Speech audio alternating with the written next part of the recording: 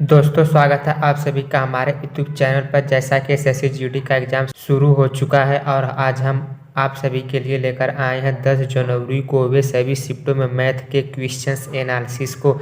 इसलिए आप सभी वीडियो को अंत तक जरूर देखिए और यदि वीडियो पसंद आए तो वीडियो को लाइक एवं शेयर कर दीजिए। तो शुरू करते हैं वीडियो। तो फ्रेंड्स, आज के पहले शिफ्ट में क्वेश्चन पूछा गया था कि यदि किसी बेलन का आयतन 7392 है और उसका व्यास d 24 हो तो उसकी ऊंचाई h ज्ञात कीजिए। तो फ्रेंड्स, यहाँ पर इस टाइप का क्वेश्चन पूछा गया था, तो हमने यहाँ पर आयतन को 7392 मान लिया है और व्यास 24 दिया गया था, तो यहाँ पर ऊंचाई पूछी गई थी। तो सबसे पहले हम यहाँ पर बेलन का आयतन लिखेंगे। तो बेलन का आयतन बराबर होता है, बेलन का आयतन भी इक्वल टू होता है पाई r स्क्वायर h। तो फ्रेंड्स, यहाँ पर आयतन 7392 है, तो हम यहाँ पर 7392 लिख लेंगे इक्वल टू पाई का मान 22/7 होता है, तो 22/7 लिख लेंगे गुणे r। यहाँ पर त्रिज्या है, तो चूँकि हमें फ्रेंड्स यहाँ पर व्यास d दिया गया है, तो त्रिज्या बराबर होता है व्यास अपान 2, क्योंकि फ्रेंड्स त्रिज्या व्यास की आधी होती है। तो यहाँ पर व्यास 24 दिया गया है और हम इसमें 2 का भाग दे देंगे तो यहाँ पर 12 आ जाएगा। तो फ्रेंड्स, यहाँ से त्रिज्या 12 आ गई, तो हम यहाँ पर 12 ले लेंगे। तो जब हम 12 का स्क्वायर करेंगे तो 12 का स्क्वायर करने पर आएगा 144 गुणे h यहाँ पर पूछा गया है। अब फ्रेंड्स, जब हम इसको 7392 में 7 का गुणा करेंगे तो यहाँ पर गुणा करने पर आएगा 7 दूनी 14, 7 नामा 63, 1 64, 7 त्रिका 21, 21 और 6 27 और 7 7 49, 49 2 51 आ जाएगा इक्वल टू 22 गुणे 144 गुणे h। उसके बाद जब फ्रेंड्स हम इसको सॉल्व करेंगे तो 51,744 में जब हम 22 का भाग देंगे तो इसका भाग देने पर आएगा 2352 इक्वल टू 144 गुणे h, और यहाँ से h इक्वल टू हो जाएगा 2352/144।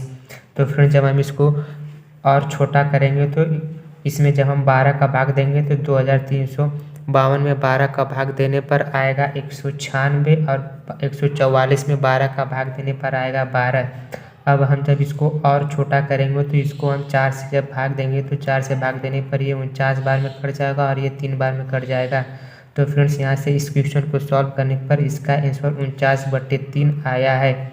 तो फ्रेंड्स, यहाँ पर हम इसको 49/3 लिख लेंगे, तो यहाँ पर ऑप्शन ए इस क्वेश्चन का सही उत्तर होगा। चलते हैं अगले क्वेश्चन की ओर जो एग्जाम में पूछे गए थे। अगला क्वेश्चन पूछा गया था CI से चक्रवृद्धि ब्याज से कि मूलधन 80,000 दिया गया था, मिश्रधन 1,17,128 दिया गया था और दर 10% दिया गया था। तो इस क्वेश्चन में हमें समय ज्ञात करना था। तो फ्रेंड्स, यहाँ पर हम इस क्वेश्चन को सॉल्व करने के लिए सबसे पहले मिश्रधन का सूत्र लिखेंगे, जो कि सूत्र होता है मिश्रधन इक्वल टू मिश्रधन बराबर मूलधन कोष्ठ में 1 प्लस दर बटे 100 अपान n, जहाँ n समय है। तो फ्रेंड्स, यहाँ पर मिश्रधन दिया गया था 1,17,128 इक्वल टू और मूलधन 80,000 दिया गया था, तो 80,000 लिख लेंगे कोष्ठ में 1 प्लस दर, यहाँ पर 10% दिया गया तो 10/100 हो जाएगा अपान n, क्योंकि n हमें ज्ञात करना है। फ्रेंड्स, हम यहाँ से ये गुणा के साइन में जब ये इस साइड लेकर आएंगे तो ये बट्टे में चला जाएगा, तो यहाँ पर हो जाएगा 1,17,128 बट्टे 80,000 इक्वल टू, यहाँ से 1 0 कट जाएगा तो यहाँ पर हो जाएगा 1 + 1/10। तो जब हम इसको सॉल्व करेंगे तो ये आएगा 11/10 के घाते n। अब फ्रेंड्स, हम यहाँ पर इसको 8 गुणे 10,000 लिख सकते हैं। तो जब हम 1,17,128 में 8 का भाग देंगे तो इसका भाग देने पर आएगा 14,641 बट्टे और यहाँ पर 10,000 हो जाएगा इक्वल टू 11/10 के घाते n। अब फ्रेंड्स, यहाँ पर हम इसको घात के रूप में लिखेंगे तो 14,641 को जब हम घात के रूप में लिखेंगे तो इसको हम लिख सकते हैं 11 के घाते 4 बट्टे 10,000 को लिख सकते हैं 10 के घाते 4 इक्वल टू 11/10 के घाते n। उसके बाद फ्रेंड्स, इसको हम लिख सकते हैं 11/10 के घाते 4 इक्वल टू 11/10 के घाते n। तो यहाँ से जब इनकी तुलना करेंगे तो n बराबर निकल कर आ जाएगा 4। तो फ्रेंड्स यहाँ से इस क्वेश्चन को सॉल्व करने पर इसका आंसर निकल कर आया n बराबर 4 वर्ष, जो कि ऑप्शन बी में दिया गया है। तो ऑप्शन बी इस क्वेश्चन का सही उत्तर होगा। तो फ्रेंड्स चलते हैं अगले क्वेश्चन की ओर जो एग्जाम में पूछे गए थे। अगला क्वेश्चन पूछा गया था कड़ी में 2, कड़ी में 7, कड़ी में 21 का चतुर्थानुपाती क्या होगा। तो फ्रेंड्स यहाँ पर चतुर्थानुपाती पूछा गया है। तो चतुर्थानुपाती का फार्मूला होता है चतुर्थानुपाती इक्वल टू YZ/X, और हम यहाँ पर x बराबर कड़ी में 2 और y बराबर कड़ी में 7 तथा z बराबर कड़ी में 21 ले लेंगे। तो जब हम यहाँ पर इस फार्मूले पर इसको सॉल्व करेंगे तो यहाँ पर y का मान कड़ी में 7 है तो कड़ी में 7 ले लेंगे, गुणे z का मान कड़ी में 21 है तो कड़ी में 21 ले लेंगे, बटे x का मान कड़ी में 2 है तो यहाँ पर कड़ी में 2 हो जाएगा।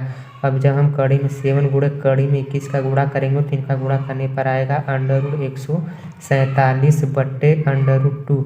अब हम इसका परिमेयीकरण कर देंगे √2 से। तो √2 का जब परिमेयीकरण करेंगे तो यहाँ से √147 गुणे √2 करने पर आएगा √294 बट्टे 2, क्योंकि √2 गुणे √2 2 हो जाएगा।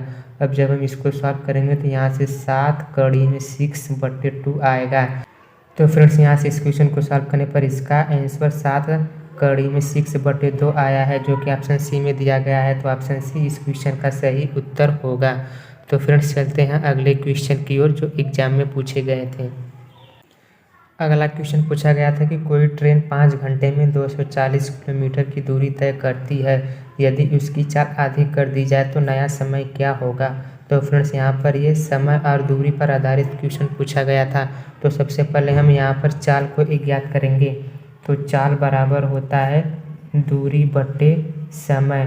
तो यहाँ पर दूरी दी गई है 240 किलोमीटर और समय 5 घंटे दिया गया है। तो जब हम 240 में 5 का भाग देंगे तो इसका भाग देने पर आएगा 48 मीटर प्रति सेकेंड। चूँकि फ्रेंड्स यहाँ पर क्वेश्चन में कहा गया है कि चाल को आधा करने पर इसकी नई चाल। तो फ्रेंड्स जब हम चाल को आधा करेंगे तो चाल बराबर हो जाएगा 48 बट्टे 2 इक्वल टू 24 मीटर प्रति सेकेंड। यह इसकी नई चाल हो जाएगी। तो समय हो जाएगा, नया समय बराबर हो जाएगा दूरी बट्टे नई चाल। तो फ्रेंड्स यहाँ से दूरी दिया गया है 240 किलोमीटर और नया चाल यहाँ पर 24 है। तो जब हम 240 में 24 का भाग देंगे तो 10 आएगा। तो फ्रेंड्स यहाँ से इस क्वेश्चन को सॉल्व करने पर इसका आंसर 10 घंटे आया है, जो कि ऑप्शन डी में दिया गया है। तो ऑप्शन डी इस क्वेश्चन का सही उत्तर होगा। तो फ्रेंड्स चलते हैं अगले क्वेश्चन की ओर जो एग्जाम में पूछे गए थे। अगला क्वेश्चन बेलन के क्षेत्रफल से पूछा गया था और उसका व्यास डी बराबर 14 सेंटीमीटर दिया गया था और ऊंचाई h बराबर 2 सेंटीमीटर दिया गया था। और क्वेश्चन में पूछा गया था कि बेलन का वक्र पृष्ठीय क्षेत्रफल और बेलन का कुल पृष्ठीय क्षेत्रफल का योग कितना होगा। तो फ्रेंड्स यहाँ पर हम सबसे पहले बेलन का वक्र पृष्ठीय क्षेत्रफल ज्ञात करेंगे, उसके बाद बेलन का कुल पृष्ठीय क्षेत्रफल ज्ञात करेंगे और उसके बाद इनको आपस में जोड़ देंगे। तो यहाँ पर सबसे पहले हम बेलन का वक्र पृष्ठीय क्षेत्रफल ज्ञात करेंगे। तो बेलन का वक्र पृष्ठीय क्षेत्रफल बराबर होता है 2πr/h, जहाँ r त्रिज्या और h ऊंचाई। तो फ्रेंड्स यहाँ पर आप क्वेश्चन में व्यास d बराबर 14 सेंटीमीटर दिया है। तो हम सबसे पहले त्रिज्या को ज्ञात करेंगे। तो त्रिज्या व्यास की आधी होती है तो व्यास 14 दिया गया और इसको हम 2 से भाग देंगे तो 7 आ जाएगा। तो त्रिज्या यहाँ से 7 सेंटीमीटर आ गया। अब हम इसको सॉल्व करेंगे तो यहाँ पर 2 गुणे पाई का मान 22/7 होता है तो 7 हो जाएगा, गुणे r का मान h तो h लिख लेंगे, गुणे ऊंचाई का मान 2 दिया गया तो 2 लिख लेंगे। यहाँ से 7 आपस में कट जाएगा। उसके बाद जब हम 2 गुणे 22 गुणे 2 करेंगे तो इनका गुणा करने पर आएगा 88। अब फ्रेंड्स हम बेलन का कुल पृष्ठीय क्षेत्रफल ज्ञात करेंगे। तो बेलन का कुल पृष्ठीय क्षेत्रफल बराबर होता है 2 कोष्ठ में r प्लस h होता है। तो यहाँ पर हम 2 कोष्ठ में r का मान 7 है तो 7 लिख लेंगे, प्लस ऊंचाई h का मान 2 है तो 2 हो जाएगा। तो जब हम इनको जोड़ेंगे तो 7 2 9 हो जाएगा और 9 में 2 का गुणा करेंगे तो 18 आ जाएगा। अब फ्रेंड्स हम इनका योग कर देंगे तो योग बराबर हो जाएगा 88 + 18। तो जब हम 88 में 18 को जोड़ेंगे तो इनको जोड़ने पर आएगा 106। तो फ्रेंड्स यहाँ से इस क्वेश्चन को सॉल्व करने पर इसका आंसर 106 आया है, जो कि ऑप्शन 1 में दिया गया है। तो ऑप्शन ए इस क्वेश्चन का सही उत्तर होगा। तो फ्रेंड्स चलते हैं अगले क्वेश्चन की ओर, जो एग्जाम में पूछे गए थे। अगला क्वेश्चन पूछा गया था कि 40 से 50 के बीच सभी अभाज्य संख्याओं का औसत कितना होगा। तो फ्रेंड्स सबसे पहले हम यहाँ पर 40 से 50 के बीच सभी अभाज्य संख्याओं को लिख लेंगे।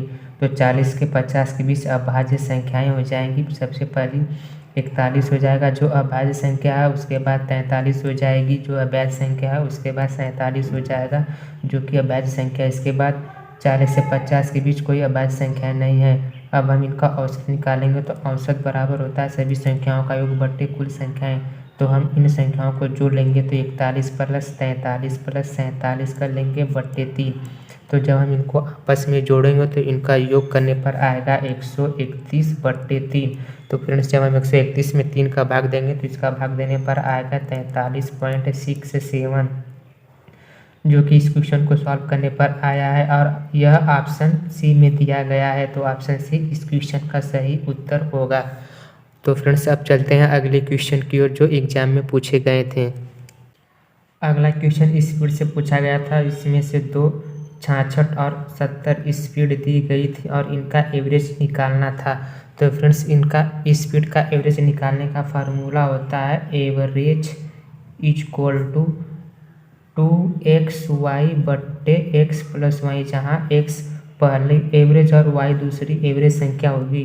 तो हम यहाँ पर 2 गुणे x की जगह पर 66 ले लेंगे और y की जगह पर 70 दूसरी स्पीड को ले लेंगे बट्टे 66 प्लस 70। तो जब हम इनका गुणा करेंगे तो इनका गुणा करने पर आएगा 9240 बट्टे, और इसको जब हम आपस में जोड़ेंगे तो इसको जोड़ने पर आएगा 36। अब फ्रेंड्स जब हम इनका आपस में भाग देंगे तो 9240 में 136 का भाग देने पर आएगा 67.96 समथिंग कुछ आएगा। तो फ्रेंड्स यहाँ पर ये लगभग 68 हो जाएगा। तो फ्रेंड्स यहाँ से इस क्वेश्चन का एवरेज निकालने पर लगभग 68 आया है, जो कि ऑप्शन डी में दिया गया है। तो ऑप्शन डी इस क्वेश्चन का सही उत्तर होगा।